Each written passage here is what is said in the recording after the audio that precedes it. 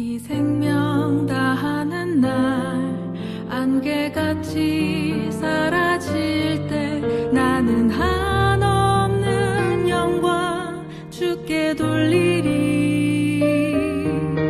아름다운 만물을 날 위해 지으시고 새로운 날들로 내 삶 가득 채우심을.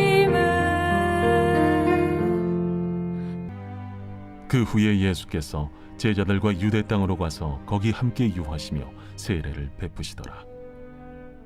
요한도 살렘 가까운 에논에서 세례를 베푸니 거기 물이 많으니라. 그러므로 사람들이 와서 세례를 받더라.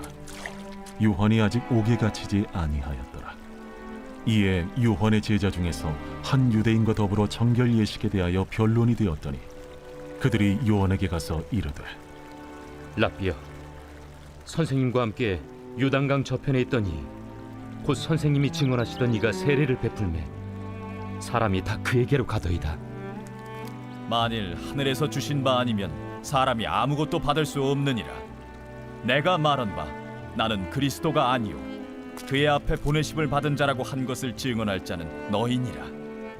신부를 취하는 자는 신랑이나 서서 신랑의 음성을 듣는 친구가 크게 기뻐하나니 나는 이러한 기쁨으로 충만하였노라. 그는 흥하여야 하겠고 나는 쇠하여야 하리라. 들러리란 말 들어보셨죠? 들러리란 말 아시나요? 잘 몰라요?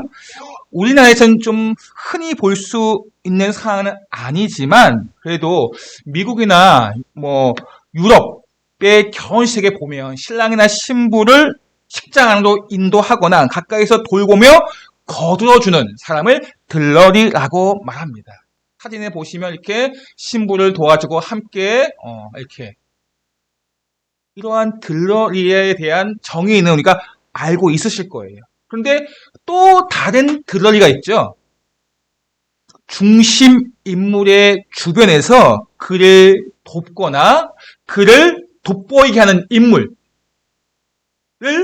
얕잡아 비하하는 그러한 말을 들러리라고 해요. 들러리. 우리가 예를 들면 공부 잘하는 학생들을 가리키면서 공부 안 하는 학생들 있잖아요. 보면 공부 안 하는 학생들이 있습니다. 그 아이들에게 공부 잘하는 학생들이 들러리가 되지 않도록 열심히 해라. 좋은 말이 아니죠. 어떻게 보면 들러리라는 것이 어떻게 보면 좋은 의미가 아닌데 오늘 설교의 제목이 예수님의 들러리예요.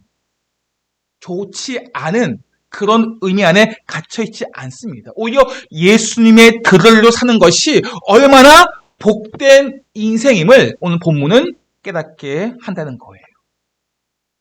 세상은 이 주인공이 되지 못하면 참 인생이 실패한 것처럼 평가해요. 여기서 우리가 주인공이란 무엇입니까? 삶의 전반적으로 잘 나가는, 우리가 만사형통하는 잘되고 잘 나가는 그러한 사람을 말합니다. 인기가 있거나 명예가 있거나 돈을 잘 벌거나 권력이 있거나 잘 나가는 사람들, 그러한 사람에 대해서 우리가 부러워하죠. 우리가 인간적으로는 아마 부러워합니다. 그러나 이것이 그리스도인에게 있어서 가장 중요한 가치는 아니라는 것입니다. 잘 나가는 사람들을 볼 때 저 사람 저렇게 하는 일마다 잘 되네 하고 부러움이 있습니다. 명예나 권력이나 인기나 돈이나 잘 되는 그 사람을 부러워합니다. 그러나 이것이 부러워할 수는 있지만 그리스도인에게서 가장 중요한 가치는 아니라는 것입니다. 그럼에도 불구하고 이러한 가치가 세상을 좌지우지할 뿐만이 아니라 교회 안에도 이러한 가치가 우선적으로 적용되는 그런 사실이 있다는 것입니다. 교회 안에서의 직분, 장로, 안수집사, 그런 권사 등의 직분을 가지고 있으면 교회 주인공처럼 그렇게 여겨지고, 평신도이거나 그렇지 않은 오랜 시간 집사로만 있으면 자격지심을 갖게 되고 들러리처럼 내가 평가되어지는, 그렇게 생각되어지는 그 모습은 어디에 있습니까? 세상의 가치가 지금 우리 안에도 그런 가치가 들어온 거예요. 세상이 부러워하는 그러한 사람들, 성공한 사람들, 많은 것을 누리고 잘 나가는 그런 사람들이 정말 괜찮다, 좋다, 주인공이다 라고 평가되어지는 것처럼 교회 안에서도 그렇게 직분을 가지고 사람의 눈에 띄고 그런 것에 대해서 우리가 주인공처럼 여긴다는 것입니다. 우리는 지금 이러한 사회 속에서 살고 있어요. 그런 교회 안에서 우리가 신앙생활을 하고 있습니다. 우리는 그런 가운데 있다 할지라도 우리가 어떤 자리에 있든지 어떤 상황에 놓여 있든지 간에 사람들이 부러워하고 정말 하고 싶은 그러한 주인공의 역할, 그런 성공의 자리가 아니라 할지라도 교회 안에서 직분이 없다 할지라도 우리의 인생이 예수님의 들러리가 되고 있다면 복된 인생임을, 행복한 인생임을 믿으시기 바랍니다. 그렇다면 어떻게 하면 예수님의 들러리 인생이 될 수 있습니까? 세상에 그런 가치가 아니라 들러리라고 생각할 때 정말 비참하게 되어지고 정말 힘들어하고 정말 어려워하는 그런 들러리와 같은 삶을 살고 있는 내가 어떻게 하면 예수님의 들러리로서 행복한 인생을, 복된 인생을 살아갈 수 있느냐 하는 것입니다. 오늘 본문에 세례 요한은 예수님의 앞길을 예비하는 자로서 예수님이 그리스도이심을 증거하고 있습니다. 그 당시 많은 사람들이 이 세례 요한을 선지자로 여겼어요. 그래서 세례 요한을 따라다녔습니다. 예수님께서 공생애를 시작하시자 이제 조금씩 사람들이 예수님을 따라갑니다. 심지어는 세례 요한의 제자들까지도 예수님께 나아갑니다. 그러자 그래도 세례 요한의 제자들 중에 그래도 아주 핵심적인 제자들이겠죠.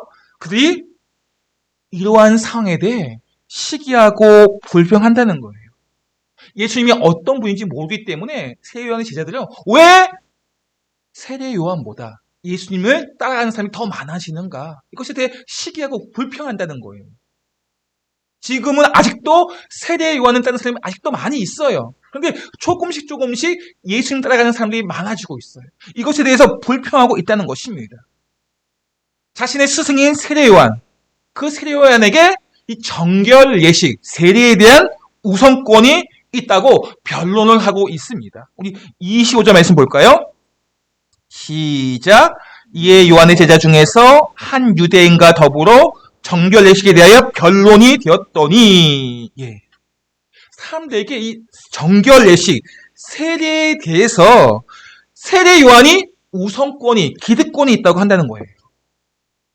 마치 우리가 음식점 보게 되면은 우리 집이 원조야 라는 거 있잖아. 원조 김밥, 원조 칼국수, 원조 세례도 원조? 누가 원조라고요? 세례 요한이 원조라는 거예요. 그런 논쟁을 하고 있어요. 세례 요한의 제자과 한 유대인이. 세례 요한이 자신의 스승이 기득권이 가장 먼저 시작했다라고 하면 기득권을 주장하고 있다는 것입니다. 그런 논쟁, 그런 변론이 지금 있습니다. 앞에서 말씀드렸듯이 세례 요한이 원조라는 거예요. 지금 많은 사람들이 예수님을 따라가고 있습니다. 아직도 세례 요한 따르는 사람들이 많이 있어요. 누가 원조인가? 어떤 세례가 더 나은 세례인가? 이 질문을 하면서 논쟁을 하는 거예요. 논쟁 가운데 서로의 감정이 뜨거워지고 격렬한 논쟁이 벌어지고 있습니다. 이러한 논쟁 가운데 있는 제자들을 향해서 세례 요한이 이렇게 말하고 있습니다. 볼까요? 27절 말씀입니다. 시작. 요한이 대답하기를 만일 하늘에서 주신 바 아니면 사람이 아무것도 받을 수 없느니라. 지금 세례 요한은 이전에 자신에게 몰려왔던 사람들이 예수님께 간다고 해서 그런 것에 대해서 개의치 않습니다. 다시 말씀하고 있는 것은 만일 하늘에서 주신 바 아니면 사람이 아무것도 받을 수 없다. 사람들은, 제자들은 예수님과 세례 요한을 라이벌로 만들고 있어요. 그러면서 세례 요한이 원조다, 예수님이 원조다, 그런 논쟁을 하고 있습니다. 이런 제자들의 모습에 대해서, 사람들의 모습에 대해서 좋지 않게 생각하면서 세례요한이 선포하고 있는 이 말씀은 하나님의 절대 주권을 강조하고 있다는 거예요. 사람이 아무것도 받을 수 없다. 이중부정이에요. 이중부정. 부정과 부정을 하면서 강조하고 있어요. 하나님의 절대 주권을. 신본주의 신앙을 보여주고 있고요. 세례요한의 겸손한 모습을 우리가 또한 찾을 수 있는 말씀입니다. 하나님이 주신 것이 아니면 사람은 아무것도 받을 수 없다는 거예요. 그걸 밖으로 말씀드리면 사람이 하나님께서 주셨기 때문에 사람이 이것을 받는 것이다 라는 거예요. 예수님께서 사람들에게 나아가서 세례를 주는 것은 내 것을 빼앗아서 주는 것이 아니라 하나님께서 주신 것이기 때문에 주는 거다라고 세례요한은 설명하고 있습니다. 지금 세례요한은 하나님의 절대 주권의 사람으로 땅의 것, 인기, 명예, 부 여기에 욕심을 내지 않아요. 늘 하나님 중심의 신앙을 가지고 있다는 것입니다. 그러나 반면에 세례요한의 제자들은 그렇지 않았습니다. 오늘 말씀 보시면 왜 세례요한의 제자들이 이렇게 불평하고 시기하고 원망하며 예수님을 폄하하는 그런 반응을 보이고 있습니까? 왜냐하면 이들은 하나님을 바라보기보다 하나님의 뜻을 깨닫기보다 현실의 인기에 주목을 하기 때문에 그렇습니다. 지금까지 세례요한의 제자로서 세례요한의 그 인기를 통해서 자신도 함께 인기를 누리는 것입니다. 그런데 지금 예수님께 그 인기가 넘어가고 있어요. 예수님께 사람들이 주목하고 있습니다. 그러자 자신들이 좀 소외되어지는 것처럼 그렇게 여겨지는 거예요. 인기 있었고 영향력이 있었는데 이제 그 인기와 영향력이 세례요한에서 예수님께로 옮겨지는 가운데 자신들에도 지금 힘이 빠지는 거예요. 어깨 힘을 꽉꽉 줬는데 그 인기가, 그 영향력이 예수님께로 가면서 자기들은 이제 별 볼 일 없는 존재처럼 여겨지는 것입니다. 이들의 불평과 시기와 원망, 이런 논쟁을 하는 이유는 자신의 유익함을 위해서, 자신의 인기를 위해서 불안하고 염려하고 있다는 거예요. 이것이 비단 세례요한의 제자들만 그런 게 아니에요. 우리들의 마음도 그렇다는 것입니다.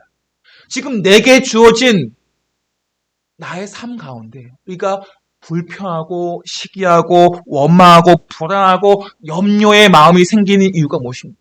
왜 염려하십니까? 왜 불안하십니까? 왜 불평하십니까? 거기에는 우리가 하나님의 뜻보다, 하나님의 계획보다 인간의 생각과 인간의 모습, 인간의 뜻을, 인간의 그 무엇을 더 의지하고 믿기 때문에 그렇습니다. 우리 삶은 하나님께서 주관하셔요. 아멘? 근데 우리의 삶에 나타나는 이러한 각양각색의 모습에 대해서 우리가 불평하고 원망하고 염려하고 걱정한다는 거예요. 이것이 바로 내 뜻이, 내 계획이 하나님의 뜻과 계획보다 더 가치 있다 여기는 거예요. 우리가 그렇게 세례 요한의 제자들의 마음처럼 나에게 주어지는 것이, 나에게 인기가, 명예가, 돈이 그런 것들이 주어지지 않으면 왜 하나님 나에게 주시지 않습니까? 나의 이 상황에 대해서 왜 나에게 이런 상황이 주십니까? 라고 불평하고 염려한다는 거예요. 이것이 바로 내 뜻을 더 앞세우는 거예요. 하나님의 통치가 이 자리가 아닌 다른 자리에만, 다른 사람에게만 있고 나는 하나님께 통치하지 않습니까? 아니잖아요. 우리 모든 인생을, 우리 모든 삶을 하나님께서 통치하시고 다스리고 있음을 믿는다면 지금 나에게 주어진 상황에 대해서 힘들고 어려워도 거기에도 하나님의 계획이 있음을 믿고 의지해 나가는 것. 이것이 예수님의 들러리의 인생을 사는 거예요. 많은 사람들이 사람들의 반응, 관심, 인기 거기에 우리 주목을 하고 있다는 거예요. 그렇다 보니까 낙심하고 염려하고 불안하다는 거예요. 다른 사람은 이렇게 되어가고 있는데 왜 나는 이렇게 되어가지 못하고 있는가 하고 낙심하고 불안하고 염려하는 것입니다. 이런 제자들의 모습에 대해서 세례 요한이 말씀하고 있는가? 우리가 읽었던 27절 말씀이에요. 다시 한번 볼까요? 시작. 요한이 대답하여되 만일 한 데서 주신 바 아니면 사람이 아무것도 받을 수 없느니라. 아멘. 하나님 절대의 주권에 하나님을 신뢰하는 신앙의 고백이에요. 이 땅의 모든 삶이 하나님의 계획 가운데 있다는 것을 온전히 믿고 신뢰하는 모습에 있다는 거예요. 내게 무엇이 주어지지 않든 아니면 잃어버리든 그것은 중요하지 않다는 거예요. 하나님 뜻과 계획이 중요하다는 거예요. 주신 분도 하나님이시요 취하신 분도 하나님이라는 그러한 성숙한 신앙의 고백이 바로 세례 요한의 고백이라는 것입니다. 이렇게 하나님의 절대 주권을 바르게 믿기 때문에 불평, 원망, 시기, 염려가 없는 삶을 세례 요한은 사는 것입니다. 우리는 지금 내게 주어진 삶에 대해서 나의 뜻을 바라보지 마시고 하나님의 뜻을 바라보고 신뢰하고 거기에 마음을 두시기 바랍니다. 그리스도인은 나를 주목하는 삶이 아니에요. 우리의 인생의 주인 대신 주님을 주목하는 삶입니다. 나를 주목하지 마시고 하나님을 주목하세요. 하나님을 바라보시기 바랍니다. 하나님 절대 주권을 온전히 신뢰하시기 바랍니다. 그것이 바로 그리스도인이라는 것입니다. 이러한 성숙한 신앙의 고백이 우리에게도 있기를 예수님의 이름으로 축원드립니다. 두 번째로 이 세례 요한, 이 제자들의 논쟁에 대한 세례 요한의 이 반응, 그의 신앙 고백. 30절 말씀 볼까요? 시작. 그는 흥하여야 하겠고 나는 쇠어야 하리라. 아멘. 그는 흥하여야 하겠고 나는 쇠어야 하리라. 너무나도 잘 알고 있는 우리의 말씀 아니겠습니까? 이 고백이 세례 요한의 고백뿐만이 아니라 우리의 삶의 고백이 되셔야 됩니다. 요한복음에 기록된 세례 요한의 마지막 말입니다. 예수님의 위대함에 대해서 기록을 하고 있고요. 자신을 낮추고 있는 고백이죠.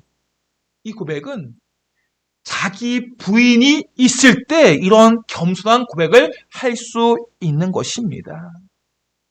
지금 세례 요한은 인기가 절정에 이르고 있습니다. 정점에 이르렀습니다. 그래서 사람들은 세례 요한을 환호하며 따라다니고 있어요. 세례 요한이 선지자다, 세례 요한이 메시아이다 라고 외치고 있을 때, 그렇게 환호하고 계실 때 세례 요한은 그 정점의 자리에서 내려오는 것입니다. 예수님은 흥하여야 하겠고 나의 이름은 쇠어야 하리라. 쉽지 않잖아요. 정점의 자리에서, 가장 높은 자리에서 내가 내려온다는 거 정말 힘들고 어렵습니다. 내가 죽지 않으면 할 수 없는 거예요.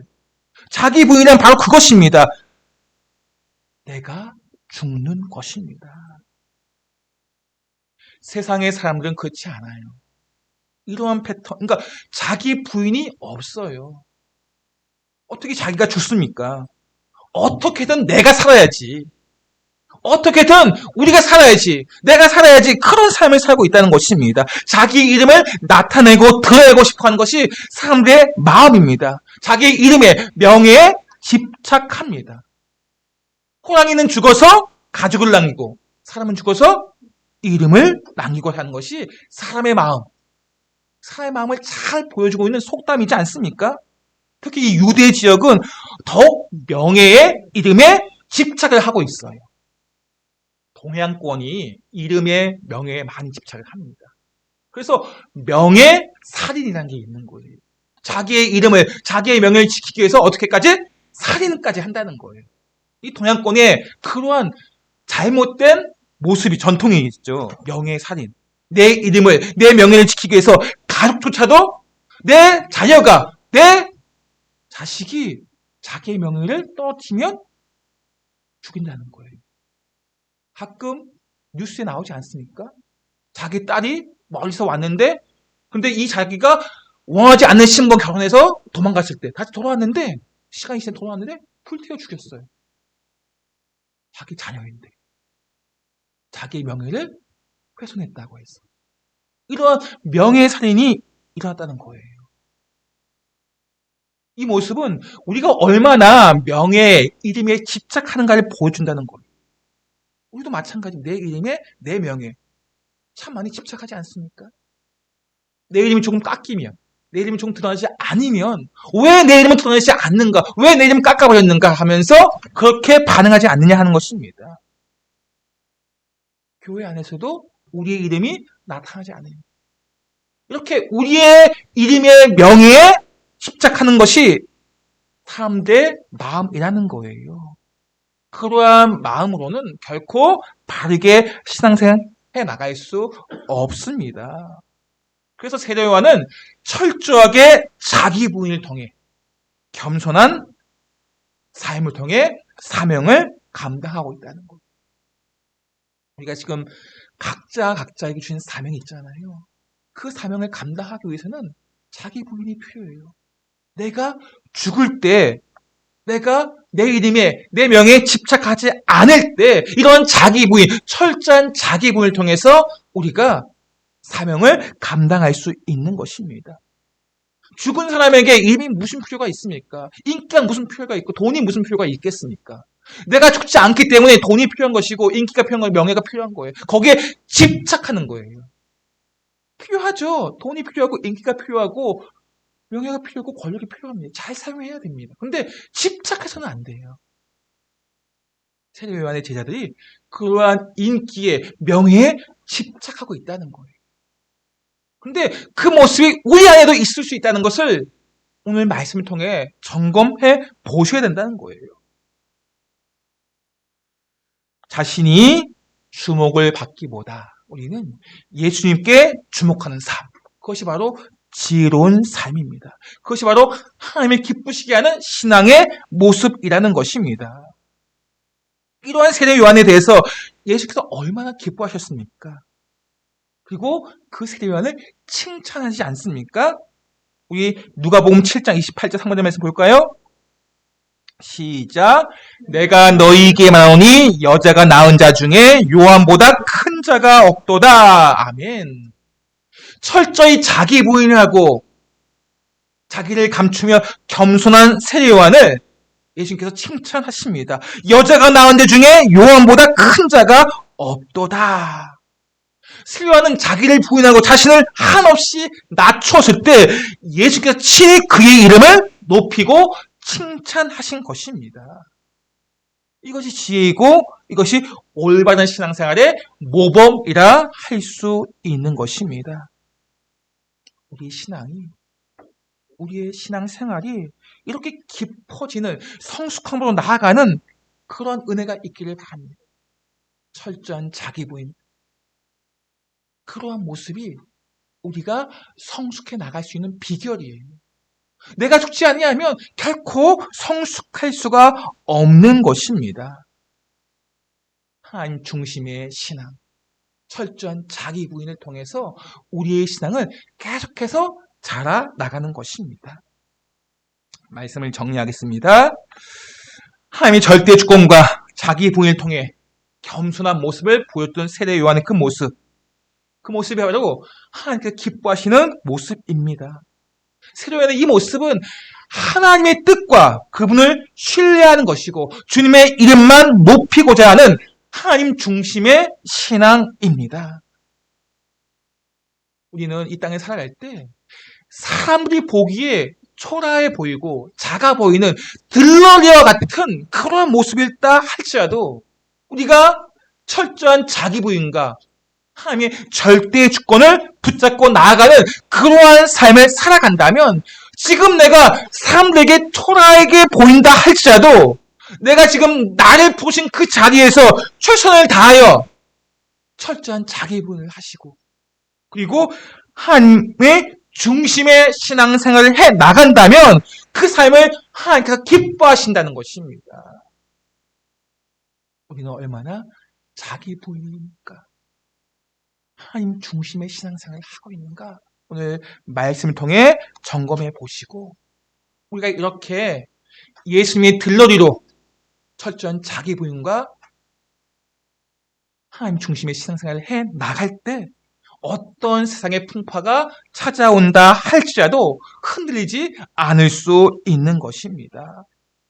오늘 이 말씀이 우리의 신비에 새겨지고 예수님의 들러리가 되는 것이 얼마나 복된 인생인가.